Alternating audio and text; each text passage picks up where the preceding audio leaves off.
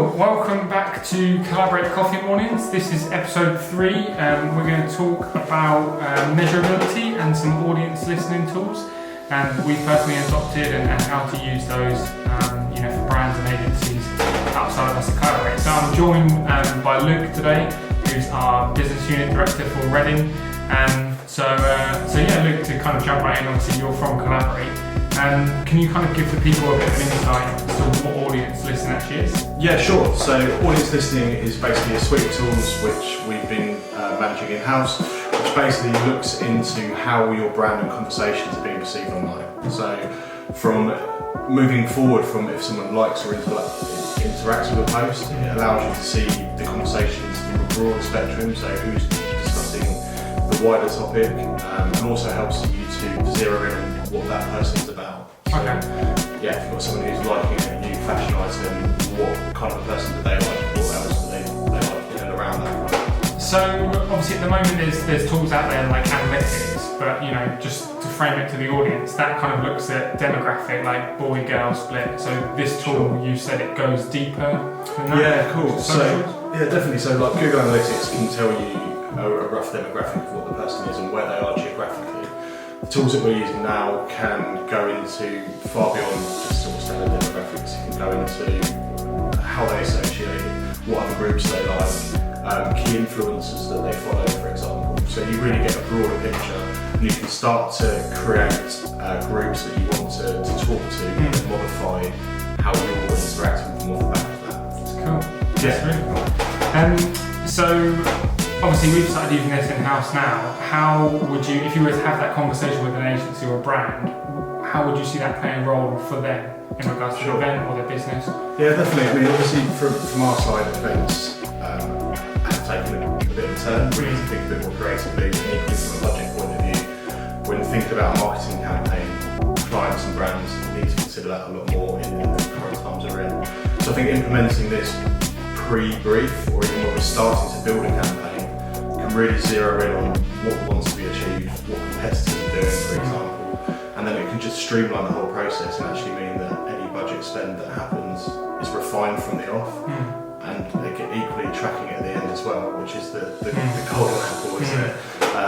I just think utilising that technology will refine and give more accurate results moving forward.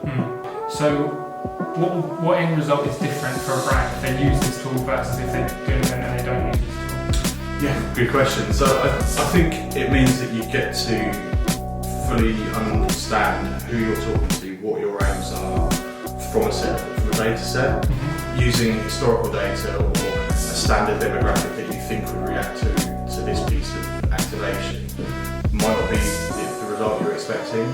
I think having this in the first instance, you can test different types of activation or different types of conversation with the groups that you're looking to target. I just think you're getting A/B test data straight away. You might find something completely unexpected, but the way that your content's being consumed isn't the way you originally perceived it. This actually gives you that data to do it. I think, it's really interesting just to kind of touch on there. Some examples that I've kind of used this week are, if you take Aston Martin, for example, you might, obviously there is an idea as to who the Aston Martin target audience is, but you may find that they're actually also really interested in gardening and the outdoor lifestyle, so therefore you can tailor an event and that brand activation experience touching on those things that they subconsciously are interested in, if that makes sense. To make it feel more outdoorsy, they're going to be like, oh, I like Aston Martin, I love the outdoors, how did they know? Everyone's making their purchase decisions online now. So I think all the information you've got and anything you can use as a tool to get closer to that end point of purchase is a benefit. So speaking about budget, we touched on it earlier. Obviously, budget is everyone's, kind of top priority at the moment because of what's going on. But how do you see a brand or an agency factoring this into their budget? I think it comes back to one of our sort of core principles in terms of we want to be efficient with budgets. So bringing this process in pre-signing off on an activation need, I think that's the clever bit. We can do a whole sort of suite of analysis in terms of where they sit currently, where they think they sit currently, and how best we can look to engage audience. If anything, I just don't think the budget spend, therefore, the introduction or activity is actually more methodical and it's actually more planned out. So ROI basis rather than doing that at the end, which is very traditional. Let's try and bring that stage forward because we know that everyone needs to stretch their patterns a little bit more. Okay, cool, thank you. That's really interesting, Luke. So yeah, to kind of wrap up, I think this tool is there.